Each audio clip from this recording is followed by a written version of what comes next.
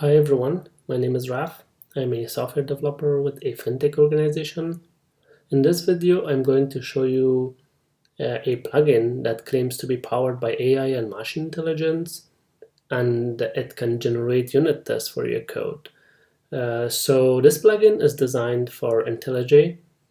It requires IntelliJ Community Edition at least. You need Java 1.8 or higher. You need a sample project, and obviously you have to install the plugin. So I do have my IntelliJ open, and I'm going to quickly show you guys how to install the plugin, and then we'll test the plugin. So let's go to the IntelliJ preferences menu. From there, let's select plugins. Make sure that Marketplace is selected and search for DiffBlue Cover. As you can see, I already have the plugin installed, but please go ahead and follow the steps to install this plugin. Once the plugin is installed, we will load a sample project into our IntelliJ IDEA. So I'll go to Files menu, New, Project from Existing Sources. Sample REST service is a simple Spring Boot project. I'm just going to open that. It's a Maven-based project. So as you can see, the project is added into my IntelliJ, and now the plugin will start to notice that a new project is added, so it will start to index the project. It goes through the project's pom.xml, it tries to understand each dependency, it tries to understand the framework, the project structure, everything, and it will store all these information into your local IntelliJ. So it's 100% local to IntelliJ according to their website. And expanding the project, there is a DiffBlue folder. So all the DiffBlue related work will go into this folder, and we don't really have to do anything with this folder.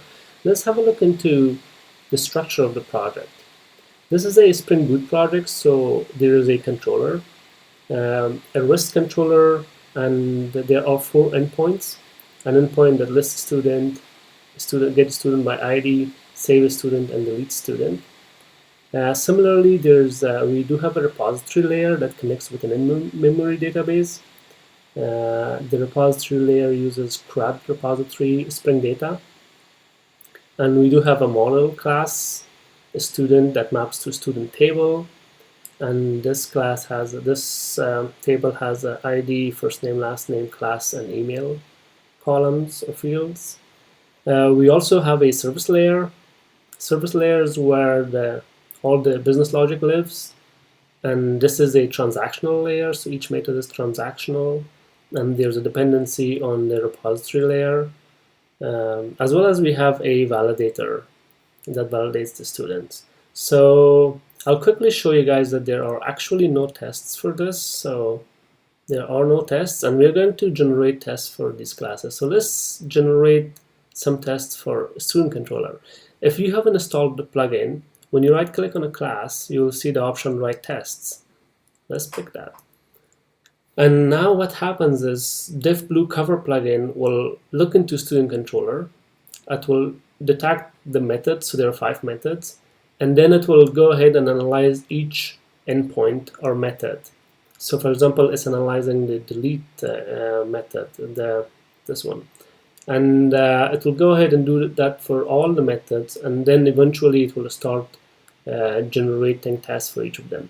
So this does take a little time. So let's give it some time.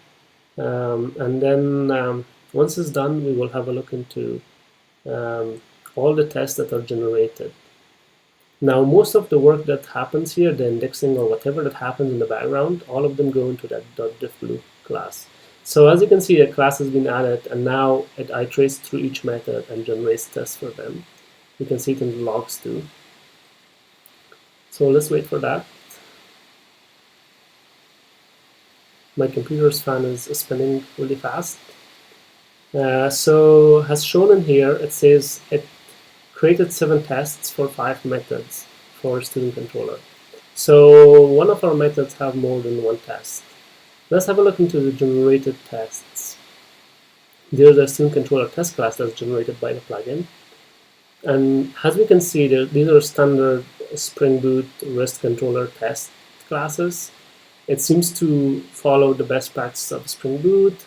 There are these configuration annotations, the auto wiring and the mocked beans, and then tests for each endpoint. For example, test list.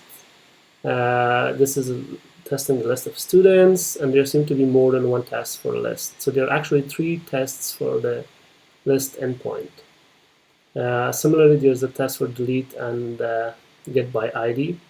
As we can see in the get by ID test, it's actually creating a student, setting these fields with an ID 1, 2, 3, and then it actually does a stub of a service layer find by ID to make sure that this student that we just created, that it created, is returned, and then it goes ahead and does the call and the assertion. So it's really well written.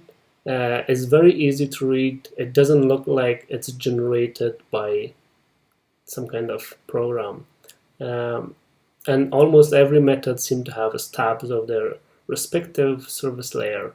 I'll go ahead and generate test for the service layer as well. So I'll right click on the student service sample and select write test. And now the plugin is going to, it detected that there are 7 methods, and it will go ahead and try to understand each method in the service layer.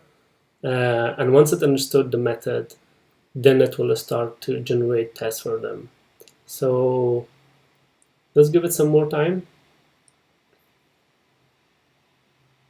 And we could probably see some, so all the changes will reside in here, but once again, we don't have to do anything.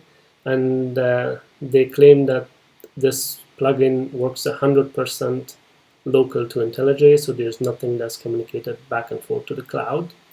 So a test class has been added, and now it goes ahead and writes tests to each of those. So let's open this. This is the test class, and as you can see, new tests are being generated and added at the end.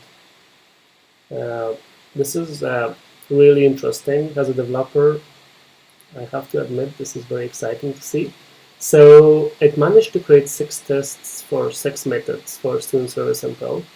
And as you can see, the service layer has the required configurations, so the dependencies, their mock beans,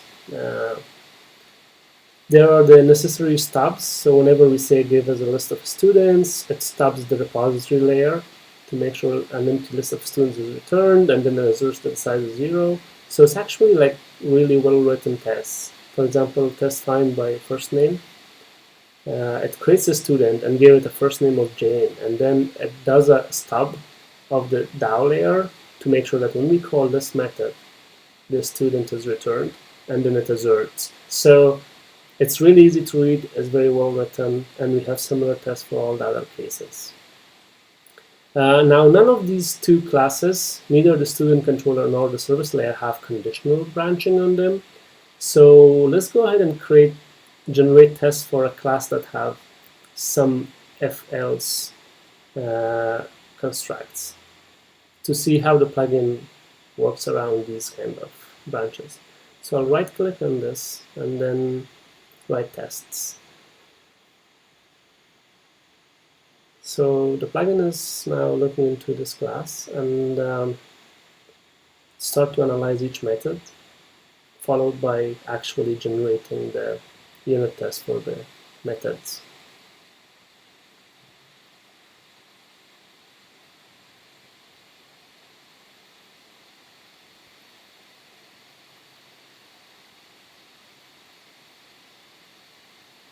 So once this is done, we will actually go ahead and generate some code coverage.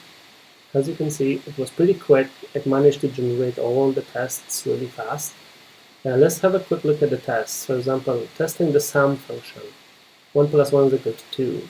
And testing division, there's actually two tests for division. It does test the division by 0, so it makes sure that it's testing this exact logic, that if it's 0, it actually throws an exception. And there's also a test for normal division. There's tests for everything else, including is even or odd, so it checks to see that 0 is even, 1 is odd. Now that we have all these three classes, I would like to run the test first. So let's right click and run these newly generated tests. See what happens.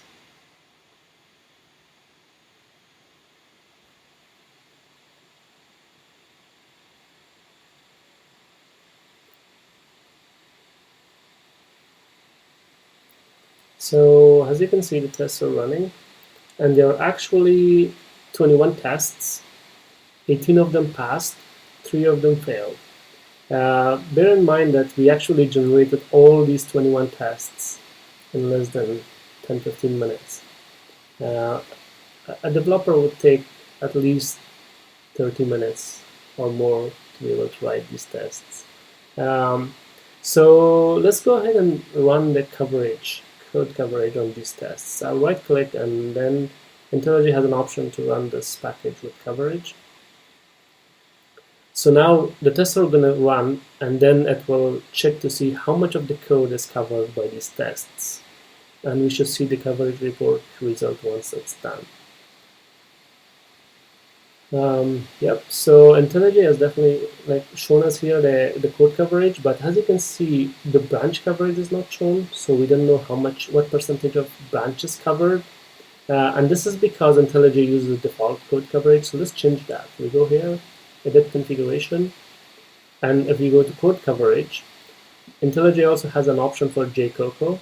Let's pick JCoCo, save, and then let's rerun the classes, the tests with coverage tool. This time it will use JCoCo, and it will show the branch coverage as well.